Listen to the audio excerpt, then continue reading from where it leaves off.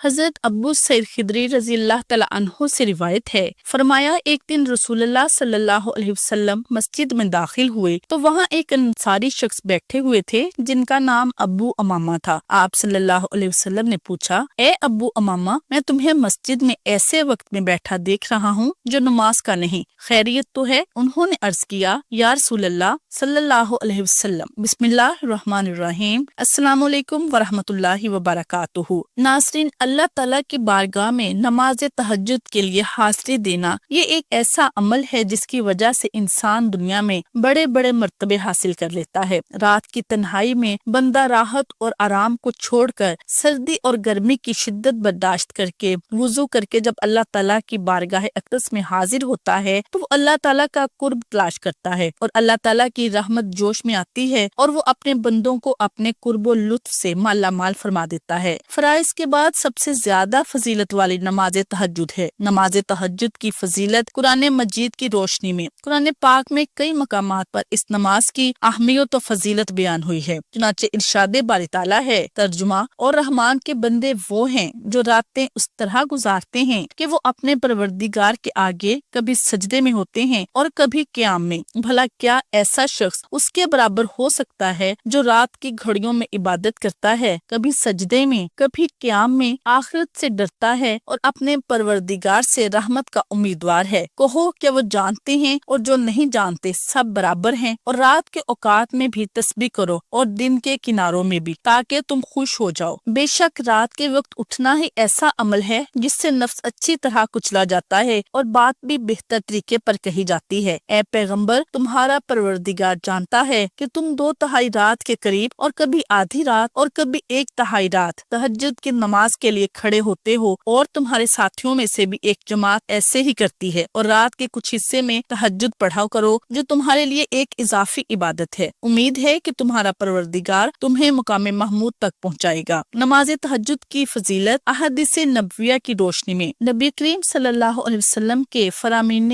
مبارکہ میں بھی تہجد کی نماز پڑھنے کے لیے بے شمار فضائل اور مختلف قسم کی ترغیبات وارد ہوئی ہیں۔ چنانچہ حضرت عبداللہ بن سلام رضی اللہ عنہ فرماتے ہیں کہ جب حضور اقدس صلی اللہ علیہ وسلم مدینہ منورہ تشریف لائے تو لوگ آپ صلی اللہ علیہ وسلم کی طرف دوڑنے لگے اور کہنے لگے کہ حضور صلی اللہ علیہ وسلم تشریف لائے ہیں۔ میں بھی لوگوں کے ساتھ آیا تاکہ دیکھوں کہ واقعی آپ صلی اللہ علیہ وسلم نبی ہیں یا نہیں۔ میں نے آپ صلی اللہ علیہ وسلم کا چہرہ مبارک دیکھ کر کہا کہ یہ چہرہ جھوٹے شخص کا نہیں ہو سکتا۔ وہاں پہنچ کر جو سب سے پہلا ارشاد حضور صلی اللہ علیہ وسلم کی زبان سے سنا وہ یہ تھا کہ اے لوگو، آپس میں اسلام کا رواج ڈالو اور غربا کو کھانا کھلاؤ اور صلہ رحمی کرو، اور رات کے وقت جب سب لوگ سوتے ہیں تہجد کی نماز پڑھا کرو تو سلامتی کے ساتھ جنت میں داخل ہو جاؤ گے۔ حضرت ابو ہریرہ رضی اللہ تعالیٰ عنہ سے روایت ہے کہ رسول اللہ صلی اللہ علیہ وسلم نے فرمایا، رمضان کے بعد سب سے زیادہ فضیلت والا روزہ اللہ کے مہینے محرم کا روزہ ہے، اور فرض نماز کے بعد سب سے زیادہ فضیلت والی نماز رات کی تہجد کی نماز ہے۔ حضرت ابو سعید خدری رضی اللہ تعالیٰ عنہ سے روایت ہے کہ رسول اکرم صلی اللہ علیہ وسلم نے فرمایا، جب رات کے وقت آدمی اپنی بیوی کو جگائے اور دونوں 2 رکعتیں پڑھیں یا 2 رکعت پڑھے تو وہ اللہ کا ذکر کرنے والوں اور ذکر کرنے والیوں میں لکھ دیے جاتے ہیں۔ حضرت ابو ہریرہ رضی اللہ تعالیٰ عنہ سے روایت ہے کہ رسول اللہ صلی اللہ علیہ وسلم نے فرمایا، تم میں سے ہر ایک کی گدی پر جب وہ سوتا ہے تو شیطان 3 گرہیں لگا دیتا ہے، ہر گرہ پر یہ کہتا ہے کہ تیرے لیے رات بہت لمبی ہے، بس خوب سو۔ اگر وہ بیدار ہو کر اللہ کا ذکر کرتا ہے تو ایک گرہ کھل جاتی ہے، پھر اگر وہ وضو بھی کر لیتا ہے تو ایک اور گرہ کھل جاتی ہے، پھر اگر وہ نماز بھی پڑھ لیتا ہے تو تمام گرہیں کھل جاتی ہیں، اور وہ صبح اس حال میں کرتا ہے کہ وہ حشاش بشاش اور پاکیزہ نفس ہوتا ہے، ورنہ اس کی صبح اس حال میں ہوتی ہے کہ وہ خبیث النفس اور سست ہوتا ہے۔ حضرت علی رضی اللہ تعالی عنہ سے مروی ہے کہ حضور اقدس صلی اللہ علیہ وسلم نے ارشاد فرمایا کہ جنت میں ایسے بالا خانے ہیں جو آپ گنوں کے بنے ہوئے معلوم ہوتے ہیں، ان کے اندر کی سب چیزیں باہر سے نظر آتی ہیں۔ صحابہ رضی اللہ عنہم نے عرض کیا، یا رسول اللہ صلی اللہ علیہ وسلم، یہ کن لوگوں کے لیے ہیں؟ حضور صلی اللہ علیہ وسلم نے فرمایا، جو اچھی طرح سے بات کریں اور غربا کو کھانا کھلائیں اور ہمیشہ روزے رکھیں اور ایسے وقت میں رات کو تہجد پڑھیں جب لوگ سو رہے ہوں۔ حضرت بلال حبشی رضی اللہ تعالیٰ عنہ سے روایت ہے کہ رسول اللہ صلی اللہ علیہ وسلم نے ارشاد فرمایا کہ تم رات کو جاگنے کو لازم پکڑو، کیونکہ یہ تم سے پہلے صالحین اور نیک لوگوں کا طریقہ ہے، اور رات کو قیام اللہ تعالیٰ کی طرف تقرب کا ذریعہ ہے اور گناہوں کے لیے کفارہ ہے اور گناہوں سے روکنے اور حسد سے دور کرنے والی چیز ہے۔ حضرت ابو سعید خدری رضی اللہ تعالیٰ عنہ سے روایت ہے کہ نبی کریم صلی اللہ علیہ وسلم نے ارشاد فرمایا کہ 3 قسم کے آدمیوں سے حق تعالیٰ شانہ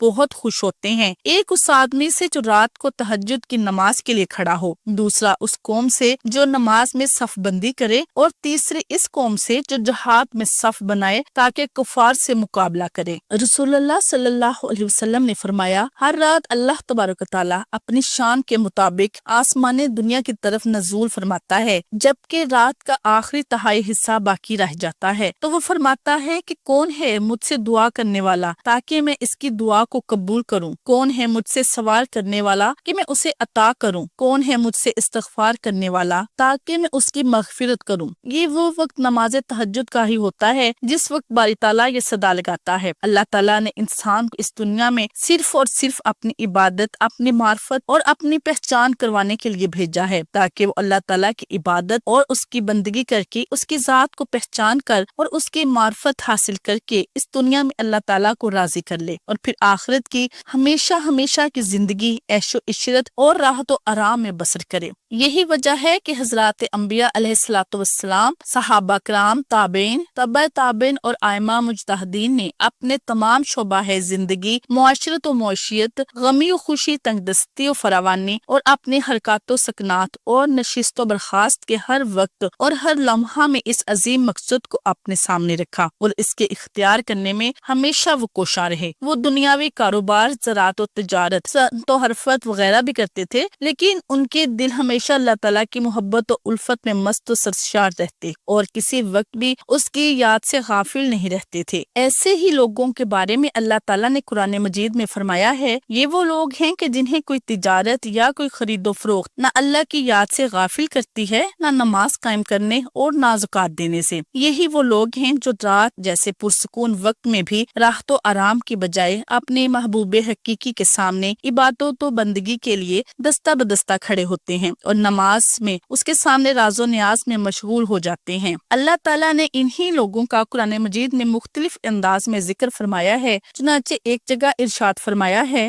ان کے پہلو رات کے وقت اپنے بستروں سے جدا رہتے ہیں، وہ اپنے رب کو ڈر اور امید کے ملے جلے جذبات کے ساتھ پکار رہے ہوتے ہیں، اور ہم نے ان کو جو رزق دیا ہے وہ اس میں سے نیکی کے کاموں میں خرچ کرتے ہیں۔ چنانچہ کسی متنفس کو کچھ پتا نہیں کہ ایسے لوگوں کے لیے آنکھوں کی ٹھنڈک کا کیا سامان ان کے اعمال کے بدلے میں چھپا کر رکھا گیا ہے۔ ایک جگہ ارشاد ہے، بھلا کیا ایسا شخص اس کے برابر ہو سکتا ہے جو رات کی گھڑیوں میں عبادت کرتا ہے، کبھی سجدے میں کبھی قیام میں، آخرت سے ڈرتا ہے اور اپنے پروردگار سے رحمت کا امیدوار ہے۔ کہو کیا وہ جو جانتے ہیں اور جو نہیں جانتے سب برابر ہیں؟ محترم ناظرین، پرانے وقتوں میں نماز تہجد بڑی کثرت اور اہتمام کے ساتھ پڑھنے کا رواج تھا۔ گھر کے بڑے بزرگ، مختلف افراد، مرد و عورتیں رات کے پچھلے پہر بستر چھوڑتے، ٹھنڈے گرم پانی سے وضو کرتے، پھر مرد حضرات مسجد کی طرف چل دیتے اور اب خواتین گھروں میں مخصوص جگہوں پر تہجد کی نماز ادا کرنے کا اہتمام کرتی، اور یہ لوگ سپیدہ سحر نمودار ہونے تک اس طرح اپنے محبوب حقیقی کے سامنے راز و نیاز میں ہمہ مصروف اور منہمک رہتے۔ لیکن آج بہت دکھ اور افسوس کے ساتھ یہ کہنا پڑ رہا ہے کہ جب سے نت نئے ایجادات، ٹی وی، وی سی آر، ڈش اور انٹرنیٹ، بالخصوص فیس بک وغیرہ متعارف ہوئے ہیں، تب سے ہم مسلمانوں سے ہمارا یہ قومی اور دینی ورثہ مکمل طرح سے چھوٹ گیا ہے۔ اللہ تعالیٰ سے دعا ہے کہ ہمیں بالخصوص رمضان المبارک میں تہجد کی نماز پڑھنے کی توفیق عطا فرما کر مستقل اس پر عمل پیرا فرما دے، آمین۔ محترم ناظرین، ہمارا آج کا وظیفہ بھی تہجد کی نماز کے بعد کا ہے، کیونکہ یہ وہ بہترین وقت ہوتا ہے جب اللہ تعالیٰ بندے کے بہت قریب ہوتا ہے اور فرماتا ہے، کوئی مغفرت طلب کرنے والا ہے کہ میں اسے بخش دوں، کوئی ہے رزق مانگنے والا کہ میں اسے عطا کروں۔ تو جب میرا رب خود کہہ رہا ہے کہ مجھ سے مانگو، مجھ سے طلب کرو، تو پھر ہم کیوں اس سے طلب نہ کریں، اس سے نہ مانگے؟ اور یہی وہ وقت ہے جب انسان رو رو کر اللہ سے اپنے گناہوں کی معافی مانگ سکتا ہے، اس کا فضل و کرم مانگ سکتا ہے، اپنی پریشانیاں، اپنی مشکلات، اپنی خواہشات اس کے سامنے رکھیں، وہ ضرور نوازے گا، خالی ہاتھ اٹھنے نہیں دے گا۔ محترم ناظرین، नाज़रीन, फ़राइज़ के बाद सबसे ज्यादा फजीलत वाली नमाज तहज्जुद है। रात को उठकर अल्लाह ताला की बारगाह में हाजिरी देना ये एक ऐसा अमल है जिसकी वजह से इंसान दुनिया में बड़े बड़े मर्तबे हासिल कर लेता है। रात की तन्हाई में बंदा राहत और आराम को छोड़कर सर्दी और गर्मी की शिद्दत बर्दाश्त करके वुजू करके जब अल्लाह ताला की बारगाह अक़दस में हाजिर होता है तो वो अल्लाह ताला का कुर्ब तलाश करता है और अल्लाह ताला की रहमत जोश में आती है और वो अपने बंदों को अपने कुर्बो लुत्फ से माला माल फरमा देता है। नमाज तहज्जुद पढ़ने से दिल को सुकून मयसर आता है और दुआएं कबूल होती हैं। हजरत अबू सईद खुदरी रज़ी अल्लाह तआला अन्हु से रिवायत है, फरमाया एक दिन रसूलुल्लाह सल्लल्लाहु अलैहि वसल्लम मस्जिद में दाखिल हुए तो वहाँ एक अंसारी शख्स बैठे हुए थे जिनका नाम अबू अमामा था। आप सल्लल्लाहु अलैहि वसल्लम ने पूछा, ए अबू अमामा, मैं तुम्हें मस्जिद में ऐसे वक्त में बैठा देख रहा हूँ जो नमाज का नहीं, खैरियत तो है? उन्होंने अर्ज किया, या रसूलुल्लाह सल्लल्लाहु अलैहि वसल्लम, बहुत सारी परेशानियों और कर्जों ने मुझे घेर लिया है। आप सल्लल्लाहु अलैहि वसल्लम ने इरशाद फरमाया, क्या मैं तुम्हें वो कलमात ना सिखाऊं जिन्हें तुम पढ़ोगे तो अल्लाह ताला तुम्हारे गम दूर कर देगा और तुम्हारे कर्ज भी अदा कर देगा। उन्होंने खुशी से अर्ज किया, बिल्कुल या रसूलल्लाह सल्लल्लाहु अलैहि वसल्लम। इसी तरह हजरत अली रज़ियल्लाहु तआला अन्हु के पास एक मुकातिब गुलाम आया और कहा, मैं अपने बदले किताबत अदा करने से आजिज आ गया हूँ, आप मेरी मदद फरमाइए। हजरत अली रज़ियल्लाहु तआला अन्हु ने फरमाया, क्या मैं तुम्हें वो कलमात ना सिखाऊं जो रसूलुल्लाह सल्लल्लाहु अलैहि वसल्लम ने मुझे सिखाए थे? अगर तुम्हारे ऊपर एक पहाड़ के बराबर भी देन यानी कर्ज होगा तो अल्लाह ताला उसे तुम्हारी तरफ से अदा फरमा देंगे। रिज्क चाहोगे रिज्क अता फरमा देंगे। कोई भी मुश्किल और परेशानी हो, कोई भी ख्वाहिश हो, अल्लाह तबारक व तआला सब पूरी फरमा देंगे इंशाअल्लाह। तो नाज़रीन, आज का वजीफा ये है कि तहज्जुद के वक्त ये अमल ये वजीफा करना है। सबसे पहले आप 2 रकत सलातुल हाजत नफल पढ़ें, फिर अव्वल आखिर 11 मरतबा दुरूद इब्राहिमी पढ़ें और ये तस्बीह 313 मरतबा पढ़ें। अल्लाहुम्मा अकफीनी बिहलालिका अन हरामिका व अगनीनी